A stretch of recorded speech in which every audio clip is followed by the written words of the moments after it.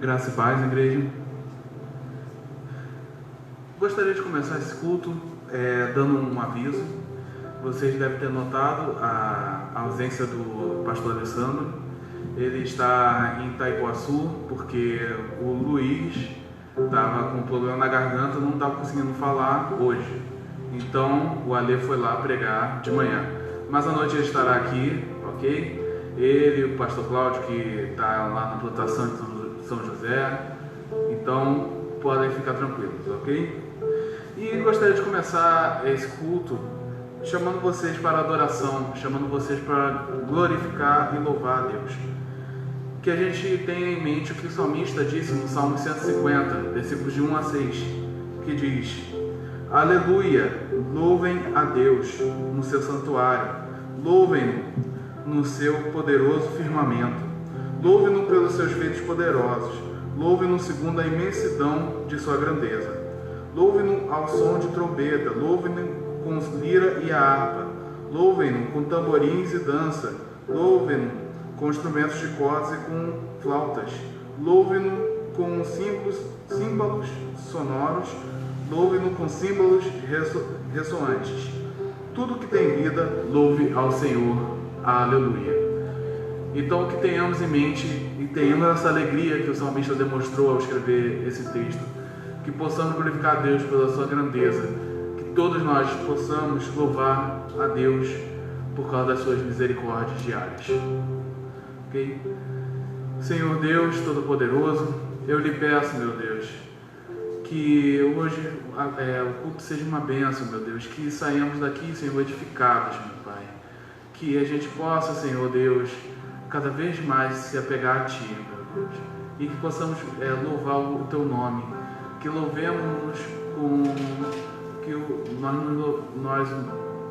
que a gente louve a Ti com alegria, meu Deus. Por favor, Senhor Deus, eu oro assim, em nome de Jesus. Amém e amém. Bom dia, igreja. Convido todos a se porem de pé para estarmos iniciando esse culto. Esteja focado no seu coração, totalmente em Cristo, totalmente a esse Rei amoroso.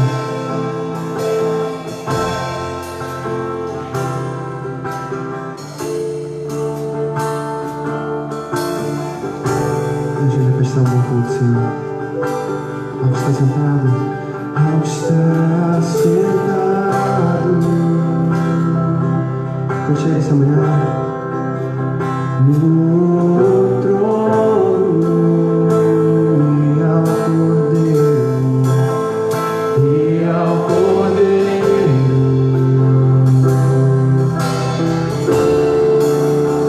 seja o louvor, seja a honra, seja a honra,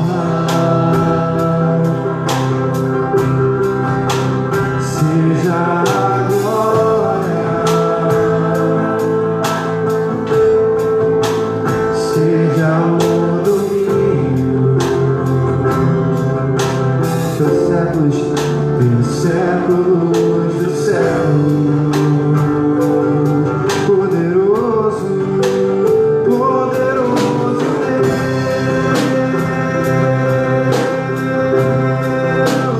poderoso Deus,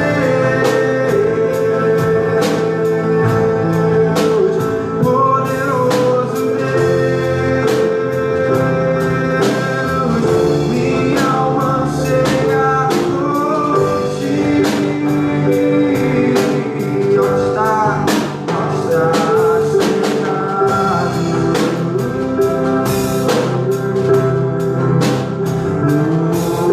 trono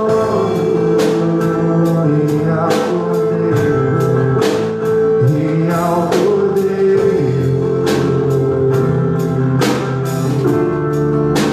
seja o louvor,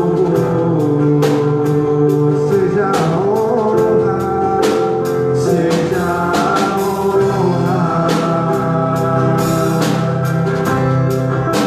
seja a glória, seja o domínio,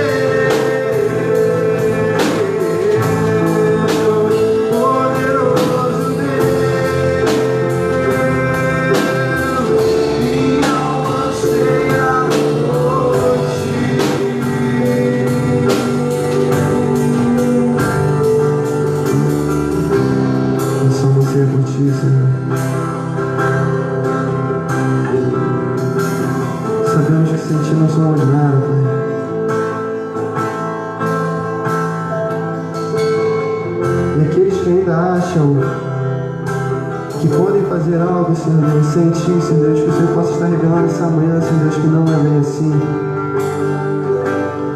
Que em tudo que formos fazer, Senhor Deus, tocar, pregar, falar de Ti, Senhor Deus, em tudo para nossas vidas, seja trabalhar, seja estudar, sem Ti não vale a pena. Seja o foco em nossas vidas.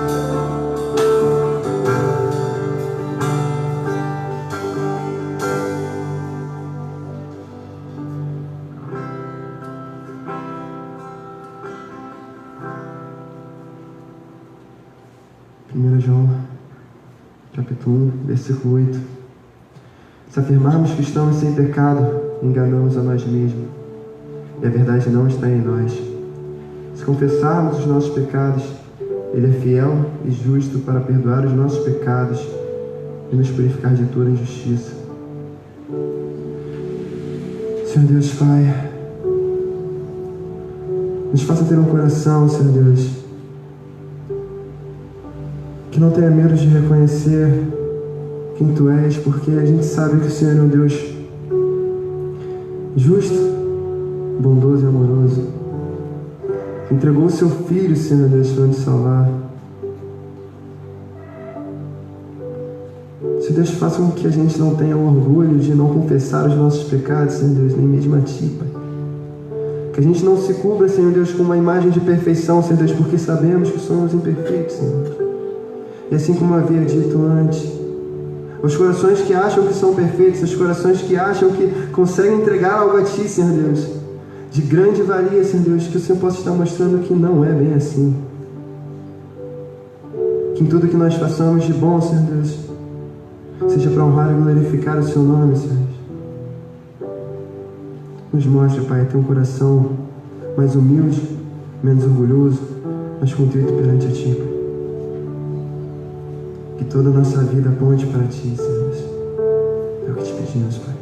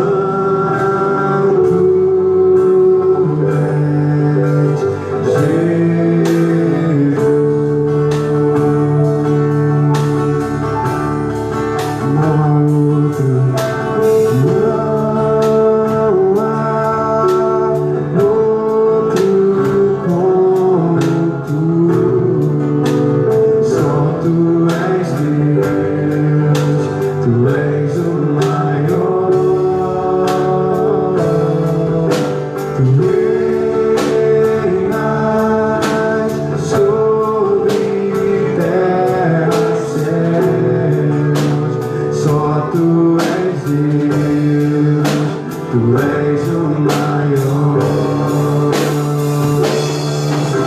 Senhor da minha vida, Senhor do meu coração. A Ti levanto as minhas mãos para Te adorar e sempre proclamar.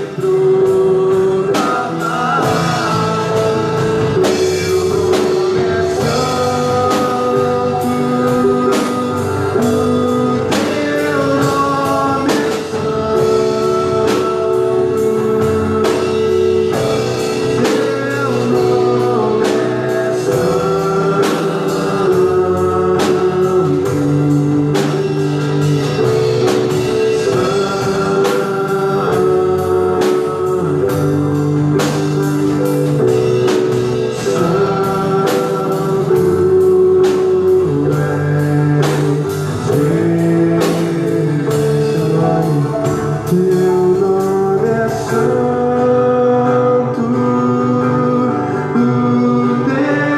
nome é santo, o Teu nome é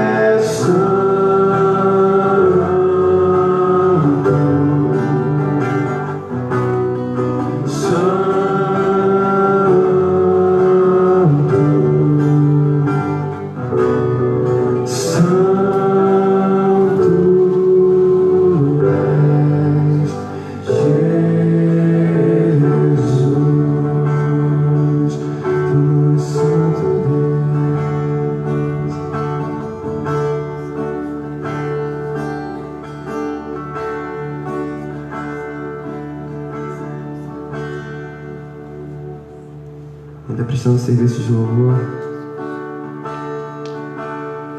Te agradecemos, Pai. Te agradecemos porque Tu é um grande Deus, Senhor Deus. Te agradecemos porque o Senhor é bom, assim como cantamos aqui, assim como louvamos a Ti, Pai. Teu nome é santo.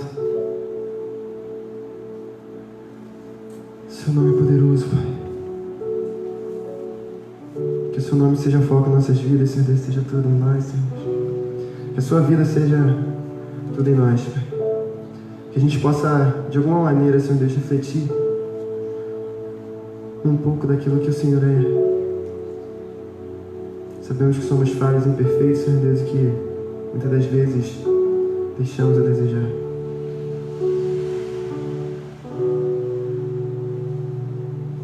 Segunda Coríntios, capítulo 9, versículo 7. Cada um dê conforme determinou em seu coração, não com pesar ou por obrigação, pois Deus ama quem dá com alegria, e Deus é poderoso para fazer que toda a graça lhes seja acrescentada, para que em todas as coisas, em todo o tempo, tendo tudo que é necessário, vocês transbordem em toda boa obra. Nós temos um Deus grande, nós temos um Deus que cuida de nós, que supre as nossas necessidades. Senhor Deus, faça com que a gente nos ajude a entender, Pai, que tudo que nós temos é Teu. Que toda a nossa vida deve ser entregue perante a Ti, Senhor Deus, assim como falamos várias vezes, Senhor Deus, que não sejam palavras em vão, Senhor Deus, que não seja da boca para fora, Senhor. Nos ajuda a reconhecer, Senhor Deus, que tudo que é Teu, tudo que é nosso é Teu. Atrás de cada cadeira tem 2 envelopes, envelope preto e envelope vermelho. O vermelho é para as ofertas, para as plantações. Nós temos agora, nesse exato momento, um culto acontecendo em Itaipuaçu e um culto acontecendo em São José dos Campos. Deus está expandindo a Sua palavra nesses locais e a Sua oferta pode ajudar a permanecermos proclamando o Evangelho de Cristo. Envelope preto para os dízimos e ofertas, para a gente poder estar mantendo o funcionamento desse templo. Para que os projetos para fora daqui ocorram. esteja falando com Deus durante esse louvor, enquanto você vem aqui, enquanto você permanece aí. O importante é que você tenha entendimento de que sua vida deve ser entregue a Cristo.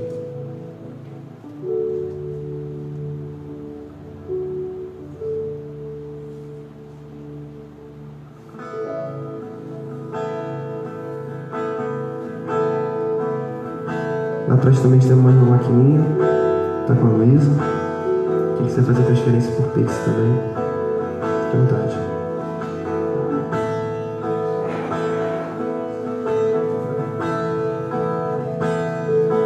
Grande é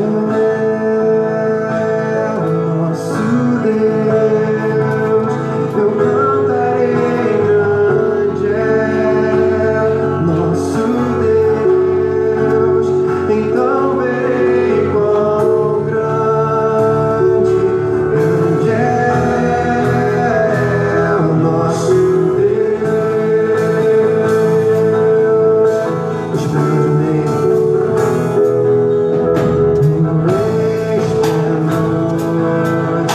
pegar no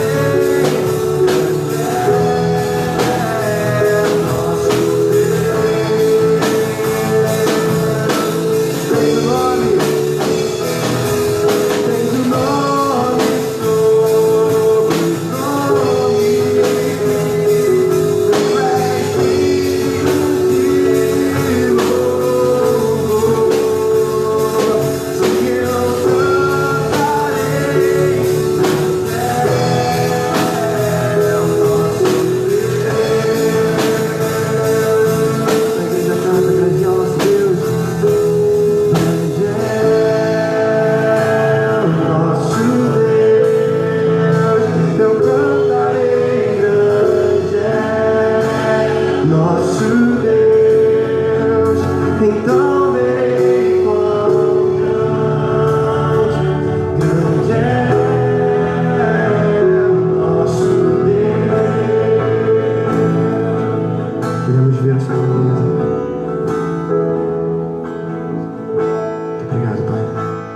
Pode sentar.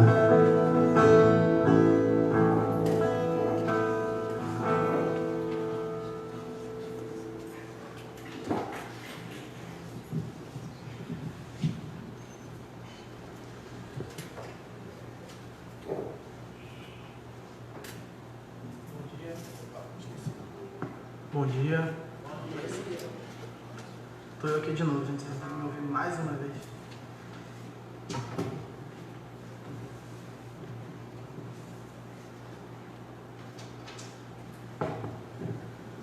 Eu sei que pedem para eu não mexer nisso aqui, mas minha Bíblia não cabe.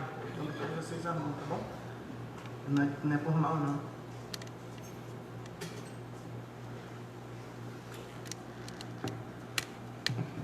Gente, para quem não me conhece, acredito que todo mundo aqui me conheça, mas tem gente em casa que pode estar assistindo e não me conheça. Meu nome é Axel, tá? Axel mesmo, nome diferente. Eu sou diácono seminarista aqui dessa igreja, agora eu me apresento sempre, tá bom? Por mais que vocês me conheçam, eu tenho que pegar essa prática. Vamos orar, gente? Peço que você abaixe sua cabeça, feche seus olhos, tenha um momento com Deus. Senhor, Deus sobre todos nós. Pai, eu peço que o Senhor tenha misericórdia de nós. Tenha misericórdia da tua igreja. O Senhor que é grande e terrível, o Senhor que é Deus sobre todo o universo, Criador de todas as coisas. Um Deus além da nossa compreensão, além do nosso entendimento. Tem misericórdia de nós. Eu peço que a tua graça seja derramada sobre nós a ponto de a gente poder ouvir a tua voz hoje. Que o teu Espírito fale aos nossos corações, que os nossos ouvidos estejam abertos, o nosso coração sensível para ouvir a tua voz. Deus, fala com a tua igreja, por favor. Meu pedido é que o Senhor me transforme, assim como eu peço que o Senhor transforme a nossa igreja. Para que a gente cresça na semelhança do teu Filho, para que a nossa compreensão do Evangelho seja cada vez maior, para que a gente te conheça mais e mais. E o seu nome seja honrado e engrandecido entre os homens, aqui no centro da cidade, em toda a cidade, em todo o Rio de Janeiro, em todo o Brasil, em todo o mundo, Deus. Porque o Senhor não reina só aqui nessa igreja, mas o Senhor é Deus sobre todos e sobre toda coisa. Em nome de Jesus, a tua palavra vai ser lida hoje e que a gente possa ouvir de você. Mais uma vez eu peço que o Senhor tenha misericórdia de mim e da tua igreja. Em nome de Jesus. Amém. Meus irmãos, não é replay de semana passada, mas eu peço que vocês abram sua Bíblia em 2 Coríntios capítulo 4, caso quem tenha trazido ou trago, eu não sei conjugar esse verbo direito, gente, eu sempre acho que é trazido. Se você tiver trazido a sua Bíblia, abre em 2 Coríntios capítulo 4. Se você tiver lá no telefone, você pode abrir. Se você não tiver, eu peço que você acompanhe comigo. Esses ouvidos bem atentos, tá bom? 2 Coríntios 4, versículo 1 ao 4. Diz assim: portanto, tendo este ministério pela misericórdia que nos foi concedida, não desanimamos. Pelo contrário, rejeitamos as coisas ocultas que são vergonhosas, não procedendo com astúcia, nem distorcendo a palavra de Deus, mas pela proclamação pública da verdade, recomendamos-nos a consciência de todos os homens diante de Deus. Se o nosso evangelho está encoberto, é para os que estão perecendo que está encoberto, entre os quais o Deus desse século cegou a mente dos incrédulos, para que não vejam a luz do evangelho da glória de Cristo, o qual é a imagem de Deus. Eu vou ler de novo, tá bom, gente? Peço que é porque a gente... não, a gente tem aqui. Eu ia ler para poder fixar. Mas já que eu falei que eu ia ler, vou ler nessa versão aqui então, tá bom? Letícia, muito obrigado. Portanto, visto que temos este ministério pela misericórdia que nos foi dada, não desanimamos. Antes, renunciamos aos procedimentos secretos e vergonhosos. Não usamos de engano, nem torcemos a palavra de Deus. Ao contrário, mediante a clara exposição da verdade, recomendamos-nos a consciência de todos diante de Deus. Mas se o nosso evangelho está encoberto, para os que estão perecendo é que está encoberto. O Deus dessa era cegou o entendimento dos descrentes, para que não vejam a luz do Evangelho da glória de Cristo, que é a imagem de Deus. Espero que tenha ficado bem claro. Eu não pretendo fazer exposição versículo por versículo, fazer uma exegese completa do texto, até porque não temos tempo hábil. Mas vou fazer alguns pontos só para situar do contexto das coisas, tá bom, gente? Espero que você me acompanhe sem dormir, por favor. Faz um esforço, tá bom? Versículo 1. Portanto, tendo esse ministério, eu vou até falar um pouquinho mais rápido para ver se vocês animam, tá? Portanto, tendo esse ministério pela misericórdia que nos foi concedida, não desanimamos. Este ministério que ele está se referindo é o que ele fala nos capítulos anteriores. Ele faz um contraponto ao ministério da letra, o que ele chama assim. Este ministério que ele está dizendo é o ministério do Espírito, o ministério da reconciliação, que a gente vê um pouquinho também mais para frente. Esse ministério que ele está falando, se você for dar uma olhada no capítulo 3, no versículo 7 em diante, ele diz assim: se o ministério da morte, gravado com letras em pedras, veio em glória, de maneira que os filhos de Israel não podiam fixar os olhos no rosto de Moisés, por causa do seu brilho, que estava se dissipando, como não será de maior glória o ministério do Espírito? Porque se o ministério que traz a condenação era glorioso, quanto mais glorioso ainda será o ministério que traz a justiça. É desse ministério que ele está falando. Ele também afirma que esse ministério foi concedido a ele por misericórdia. Você pode acompanhar nas saudações paulinas nos inícios das cartas. Por exemplo, na carta de Efésios, capítulo 1, versículo 1. Efésios são 2 cartas para frente, tá, gente? Depois de Gálatas. Ele diz assim, Paulo, apóstolo de Cristo Jesus, pela vontade de Deus. Ele está falando que o ministério é por graça de Deus, não é por alguma coisa que ele tenha feito, não é por alguma coisa que ele é, mas esse ministério ele recebeu porque Deus foi gracioso e misericordioso para com ele. No versículo 2 diz assim, pelo contrário, rejeitamos as coisas ocultas que são vergonhosas, não procedendo com astúcia, nem distorcendo a palavra de Deus, mas pela proclamação pública da verdade, recomendamos-nos a consciência de todos os homens diante de Deus. Ele está apontando para aquilo que ele falou no capítulo 2, caso alguém conheça a carta de 2 Coríntios. Caso você não conheça, você pode acompanhar comigo. No capítulo 2, no versículo 17, ele diz, porque não somos mercenários da palavra de Cristo, como tantos outros, mas falamos em Cristo com sinceridade da parte de Deus e na sua presença. Ele vai seguindo, falando sobre recomendações e tal. Aqui ele está se colocando numa posição diferente dessas pessoas. Nós não somos os mercenários da palavra de Deus como essas outras pessoas. A gente não distorce a palavra de Deus, mas a gente recomenda a todo homem a verdade. Como ele diz, proclamação pública da verdade, recomendamos a consciência de todos os homens diante de Deus. A gente tem muitos exemplos atuais do que significa isso. Eu já vi uma vez, tentando lembrar a história certinho, um pastor numa igreja oferecendo fronha para espantar pesadelo. Alguém já ouviu dessas bizarrices? Com certeza sim. Eu já vi pessoa vendendo um terreno no céu com sangue do cordeiro marcado. A pessoa pinta numa tinta de vermelho e vem, faz uma cruz e fala que isso aqui autenticou o seu terreno no céu. Esses são mercenários da palavra. São pessoas que, ao invés de se atentar àquilo que a Escritura diz, se atentar ao ministério que foi recebido, esses se venderam aos prazeres mundanos, aos desejos da carne, às falácias do diabo ou qualquer outras coisas.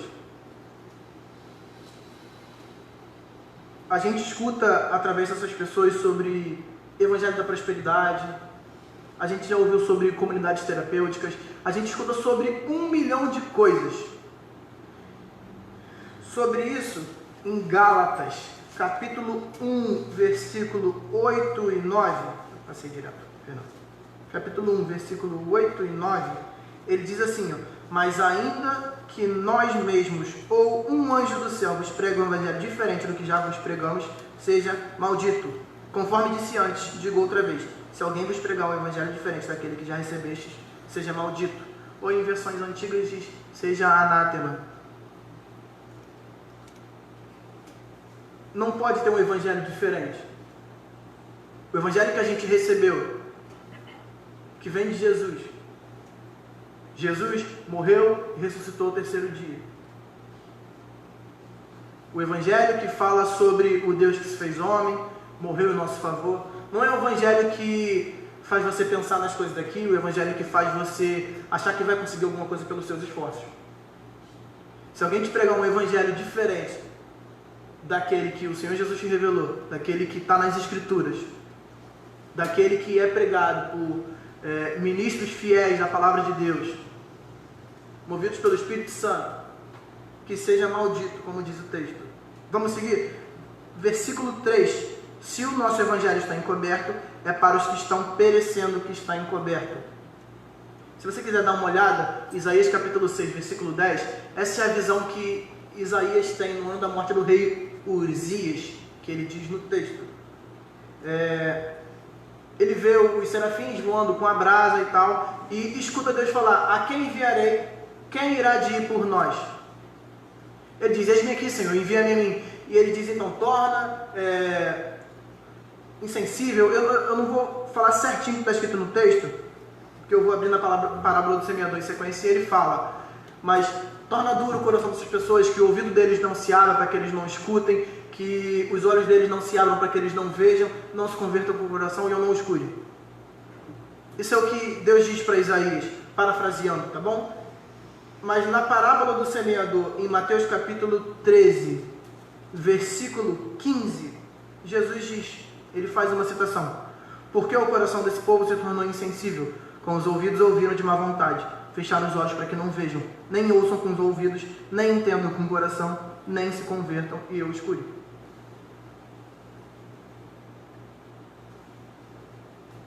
No capítulo 2 de 2 Coríntios, eu estou trocando bastante, gente, versículo 14, ele diz assim, ó: mas graças a Deus que em Cristo sempre nos conduz em triunfo, por meio de nós manifesta em todo lugar o aroma de seu conhecimento. Porque para Deus somos o bom aroma de Cristo, tanto entre os que estão sendo salvos, como entre os que estão perecendo. Para estes somos cheiro de morte para morte, mas para aqueles aroma de vida para vida. Quem está preparado para essas coisas? Quando ele diz aqui, se o nosso evangelho está encoberto, é para os que estão perecendo que está encoberto, ele está falando sobre isso. Ele está voltando aquilo que ele disse lá atrás. O evangelho encoberto é sobre a ideia de que os olhos são fechados, os ouvidos estão fechados, o coração está duro. E os que estão perecendo é aquele para os quais a gente é aroma de morte para morte. Ele não fala para que a gente deixe de lado, mas que o evangelho continue sendo pregado. Para uns isso é vida, para outros é condenação. Mas quem vai entender? A gente não sabe para quem é. Seguindo, versículo 4. Entre os quais o Deus desse século cegou a mente dos incrédulos, para que não vejam a luz do evangelho da glória de Cristo, o qual é a imagem de Deus. O Deus desse século é Satanás. Jesus cita, você vai ver lá em João, deixa eu ver se tem referência cruzada dele. João 12:31, quando uma voz do céu fala, né? Esse é o meu filho amado, em quem me alegro. Se eu não me engano, é essa fala. Mas o contexto é de que muitas pessoas dizem que foi um raio ou um trovão, outros dizem que um anjo falou a ele. Jesus, na sequência, ele diz que o príncipe desse mundo seria expulso. Eu vou até abrir aqui para fazer a citação correta, tá bom, gente? Não gosto muito de fazer essa citação meio zoada, não. João 12:31. Se você quiser acompanhar na sua Bíblia também, fique à vontade, tá bom? Exatamente isso.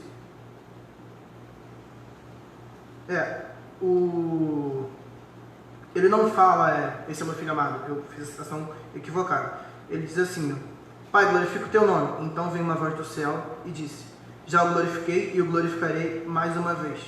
Meia culpa, tá? Uma multidão que estava ali ouviria e dizia ter sido um trovão. Outros diziam, um anjo lhe falou. Jesus respondeu, essa voz não veio por minha causa, mas por causa de vós. Chegou a hora do julgamento desse mundo e o seu príncipe será expulso agora. E eu, quando for levantado da terra, atrairei todos a mim. o príncipe seria expulso depois do julgamento do mundo. Esse é o Deus desse século ao qual ele está se referindo. O Deus que cega a mente dos incrédulos, o entendimento dos incrédulos. Se você for voltar na parábola do semeador, ele diz que há alguns essa semente cai à beira do caminho e Satanás vem e tira. Esse é o Deus desse século que cega o entendimento dos incrédulos. Esse foi só um panorama do texto, rapidinho, porque eu quero falar sobre, eu tenho um tempinho ainda, sobre 2 dos perigos da pós-modernidade na compreensão e na pregação do Evangelho. Pós-modernidade é um momento que a gente vive agora, pode ser chamado também de contemporaneidade. Eu confirmei com minha esposa socióloga, ela confirmou para mim, o momento é esse mesmo. A gente não vive na Idade Média, Idade Moderna, nada disso. A gente está vivendo na pós-modernidade, tá? A primeira coisa é sobre o relativismo. E eu peço para a Letícia passar o vídeo para mim rapidinho. Pode apagar a luz? Gente, são 2 minutinhos, eu peço que vocês prestem muita atenção. Pode apagar isso aqui também.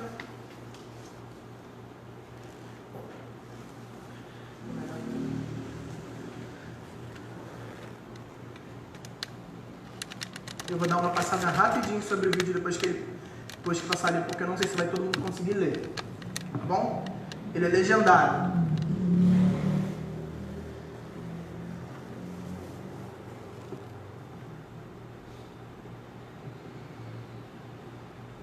Vamos orar em nome de Jesus para não ter anúncio no YouTube.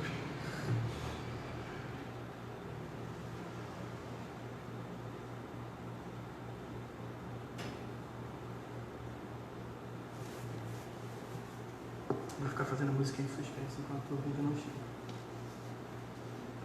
Eu não sei fazer música em suspense.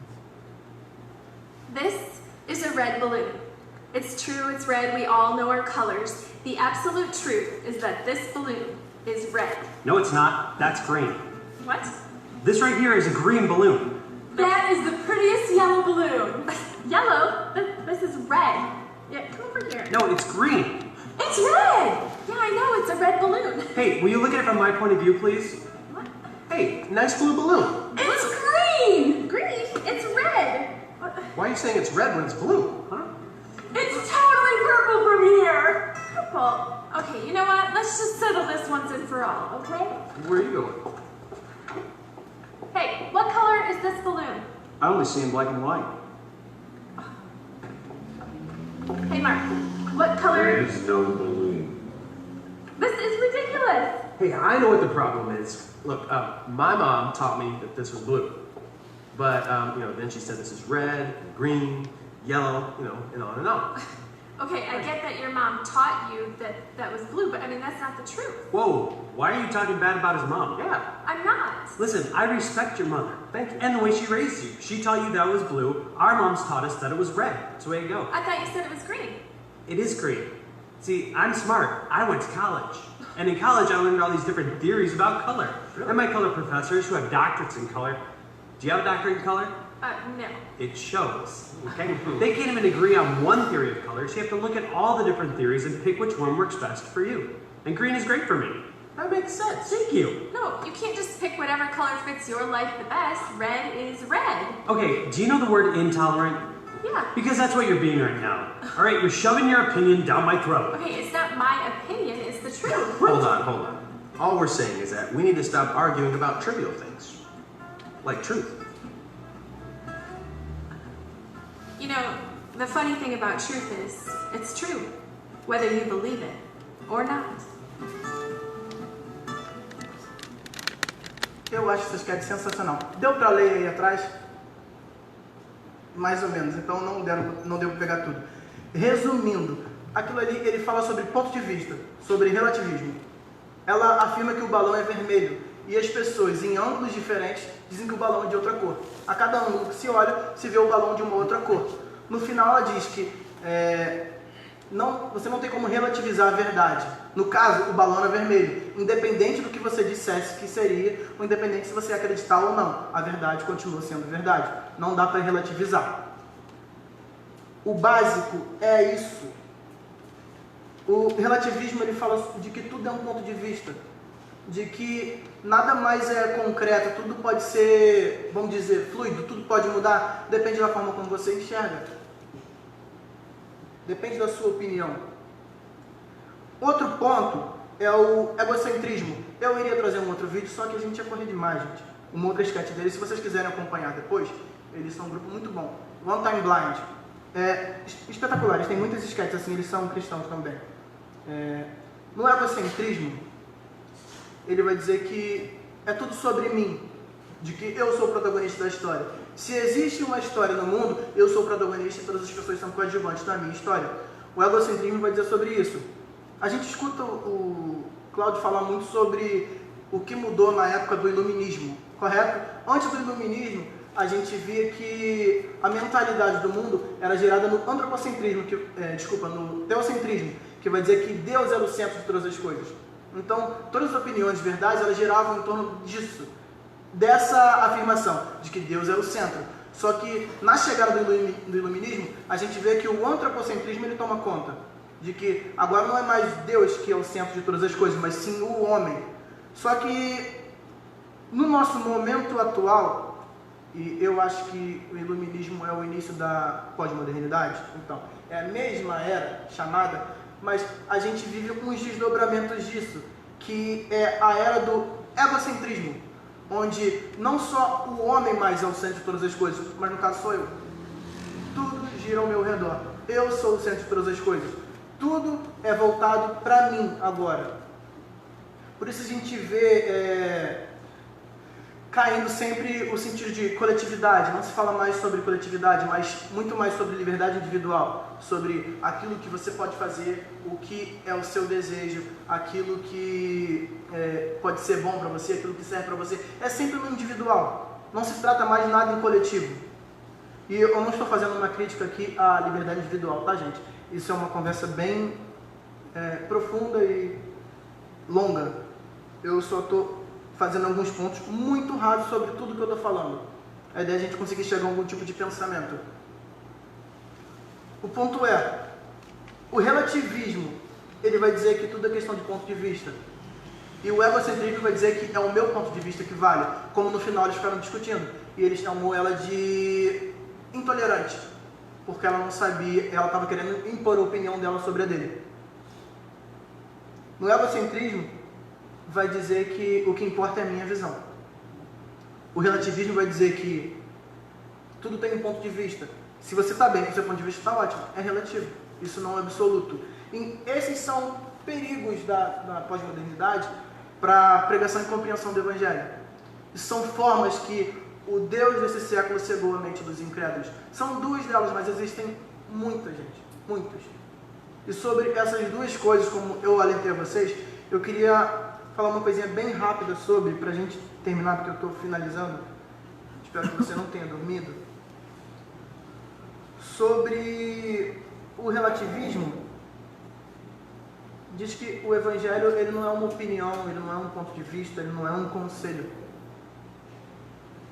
Se alguém pregou um Evangelho para vocês assim, que seja anátema, como diz o texto. O Evangelho não é isso. O Evangelho é uma boa notícia. Se você for olhar nos capítulos iniciais do Evangelho de Lucas, se eu não me engano é o primeiro, quando os anjos vêm e dão uma notícia para os pastores. Vos nasceu o Salvador na cidade de Belém. É uma boa notícia que se dá. Cristo morreu e ressuscitou para pagar pelos nossos pecados. É uma boa notícia, isso não é um conselho, não é uma opinião, não é uma alternativa. Não é relativo.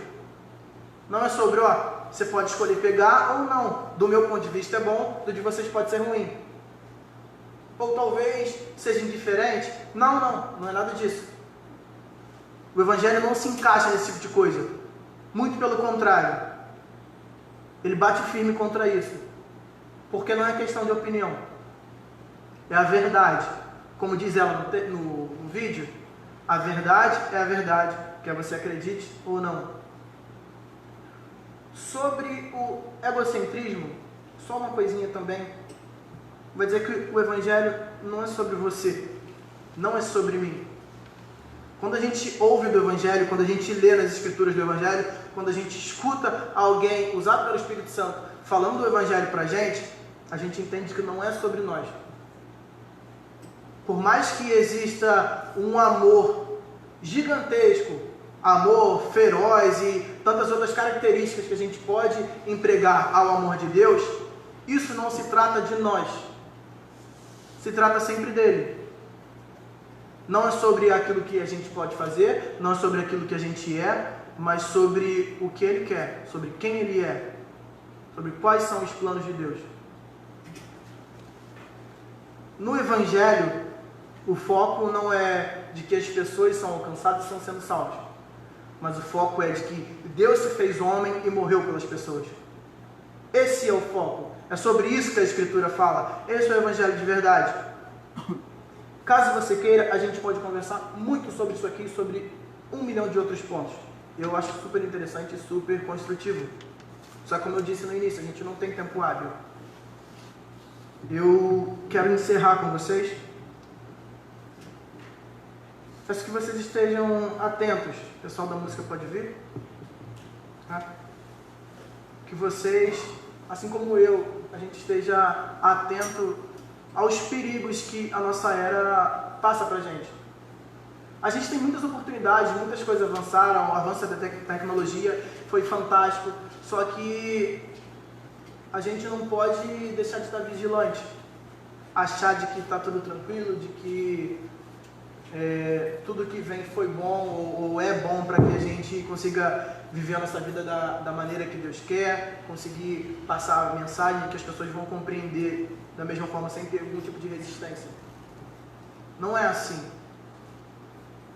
Não é assim. No mundo a gente tem aflições como foi prometido. Jesus disse que teríamos. Mas o foco é para que a gente se mantenha firme, como o versículo 1 diz: tendo recebido esse ministério pela misericórdia que nos foi dada, não desanimamos. Que você não desanime quando você vê algumas pessoas que adulteram a palavra de Deus, quando você vê pessoas que se vendem pelos prazeres desse mundo, quando você notar que o Deus desse século de fato cegou o entendimento dos incrédulos.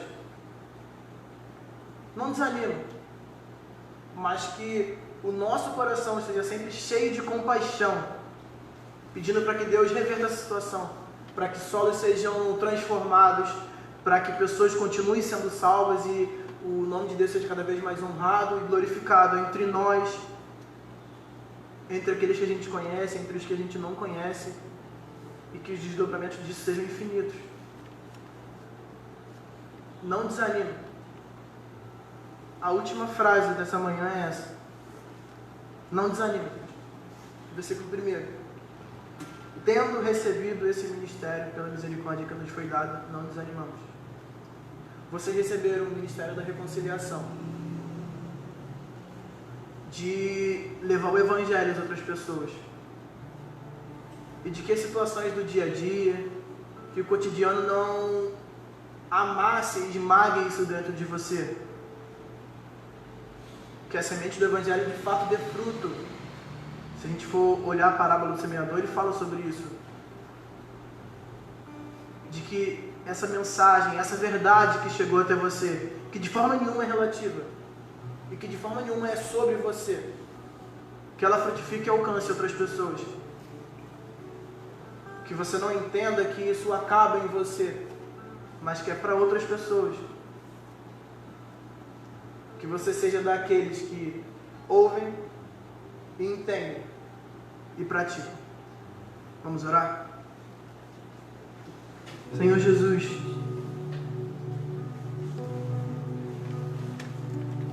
eu peço que a Tua voz tenha sido ouvida essa manhã,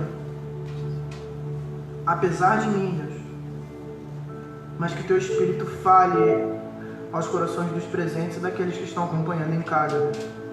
Tem misericórdia da Tua igreja, tem misericórdia de mim, Deus, porque eu não sou o melhor dos oradores, nem tampouco falo com uma clareza absurda, mas entendo que a Tua voz é ouvida por quem quer que esteja aqui, porque foi o Senhor quem falou. Pai, se eu falei alguma coisa que não provém de você, que o pessoal esqueça. Mas que todas as palavras que saem da tua boca jamais serão esquecidas, Deus. Que elas jamais sejam esquecidas. Em nome de Jesus, continua transformando os corações. Que o teu Espírito continue atuando em nossas vidas. Continue nos transformando a semelhança do teu Filho, Deus. Assim como o Senhor prometeu que faria. Que a obra que você começou em nós terminaria no dia de Jesus. O teu grande dia. Pai, transforma e move a tua igreja na direção que o Senhor quer.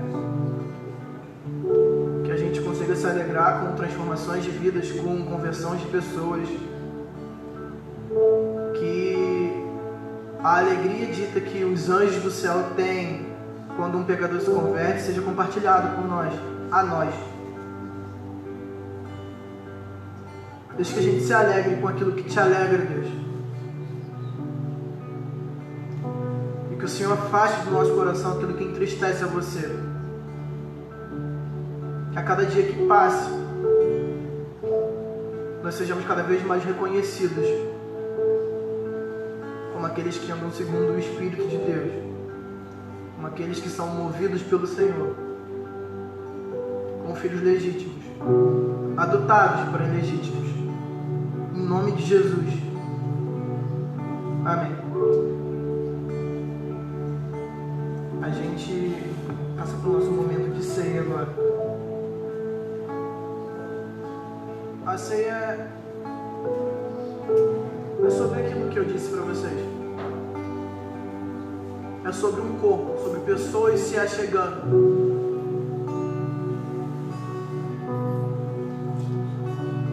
Que isso não pare aqui, mas que o Evangelho que chegou até vocês alcance outras pessoas através de vocês, para que a gente reunido possa estar fazendo disso um memorial, entendendo que o Senhor Jesus é presente no nosso meio, comendo o pão que simboliza o corpo que foi partido por nós, bebendo do sangue que foi derramado em nosso favor. Que a gente nunca esqueça, nunca deixe de participar desse momento. Esse é um momento para aqueles que são batizados, para aqueles que entenderam do Evangelho e se converteram, aqueles que ouviram a voz do nosso Senhor.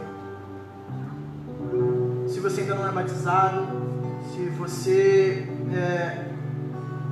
ouviu dessa mensagem essa manhã, quer conhecer mais sobre Jesus, quer entender mais sobre o sacrifício de Jesus, procura um dos nossos líderes. Os nossos irmãos estão dispostos a conversar com você, a falar sobre o Evangelho e te preparar para que você possa tomar da ceia junto com a gente. Que a gente possa continuar compartilhando desse momento até que o nosso Senhor Jesus volte, como diz as Escrituras. Vocês podem servir.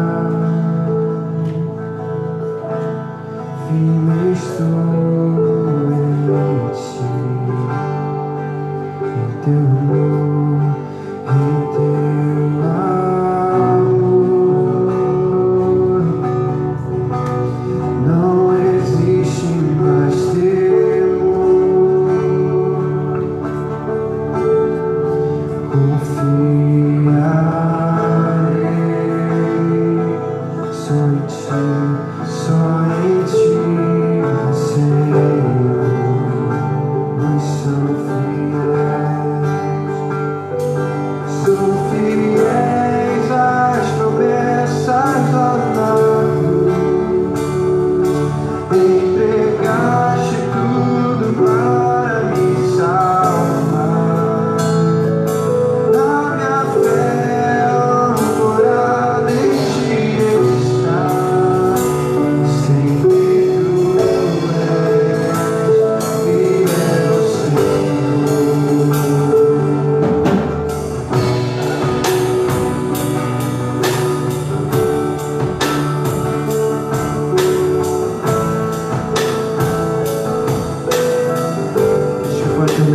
cear, convida as folhas de pé para cantarmos o início. Espero em ti.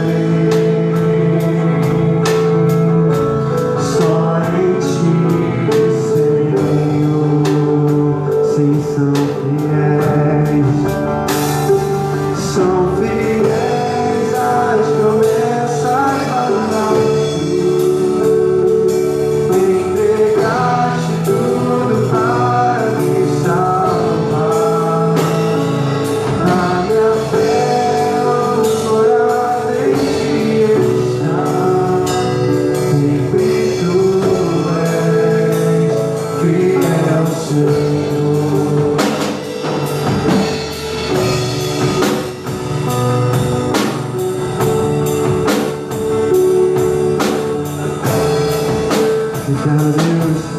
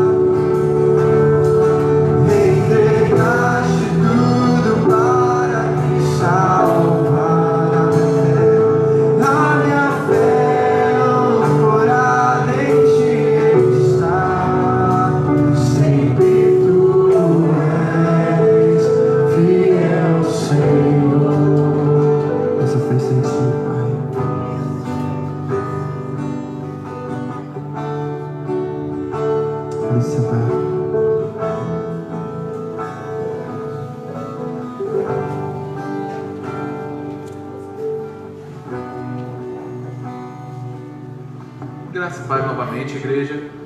Estamos terminando o nosso momento de culto, mas obviamente ainda temos o momento da escola bíblica, isso é o CTM. E o capítulo de hoje acho que vai interessar muita gente, que é o batismo do Espírito Santo. Então, quem quiser ficar, está convidado, né? E a gente só vai ter uma pausa de 5 minutinhos, tá bom? Um coffee break rapidinho, e aí a gente voltará para o CTM. Quem não tiver o livro ainda e quiser o livro, pode comprar com a Luísa ou com a Paola, só procurar elas que elas vão encaminhar para a pessoa, ou elas mesmas vão receber o dinheiro e entregar o livro. Que é R$10, é o segundo caderno de verdades essenciais da fé cristã. Tem vários temas interessantes, os professores ficaram tudo assim, nossa, que legal, queria dar essa aula, né? Aconteceu bastante isso quando eles receberam. Então, não percam, meus irmãos. E antes de a gente se despedir, né, nesse primeiro momento, gostaria de dar os avisos. Primeira é a reunião de oração, quarta-feira, 7h30 da noite, via Google Meet. O link é enviado pelo Facebook, ok? A gente envia bem mais cedo e aí você é só apertar no link e você vai participar da reunião de oração conosco. Quinta-feira é Desperta Débora, das mulheres, ocorre online também, via grupo do WhatsApp. Interessados, por favor, buscar a Maria Luísa, ok? E por essa semana, creio que só, né? Ou ter algum culto, eu sei que teve culto das mulheres esse sábado, né? Pelo jeito foi uma bênção, né? Então, meus irmãos, acompanhem as redes sociais, quem tiver, para ver mais notícias, mais novidades da programação, ok? Senhor Deus Todo-Poderoso, lhe agradeço, Senhor Deus, por este momento. Deus, proteja todos, Senhor, que irão para casa, que irão ficar. Meu Deus, por favor, que a gente não tenha uma fé falsa, mas uma fé verdadeira, Senhor Deus. Que a gente não abra mão, Senhor, dos preceitos da fé por qualquer coisa, seja lucro, seja vantagem nesse mundo, Senhor. Pois o Teu Evangelho é muito mais precioso do que todas essas coisas. Afinal, tudo isso, com o tempo, irá embora, mas a Tua Palavra permanece. Eu oro assim, em nome de Jesus. Amém e amém.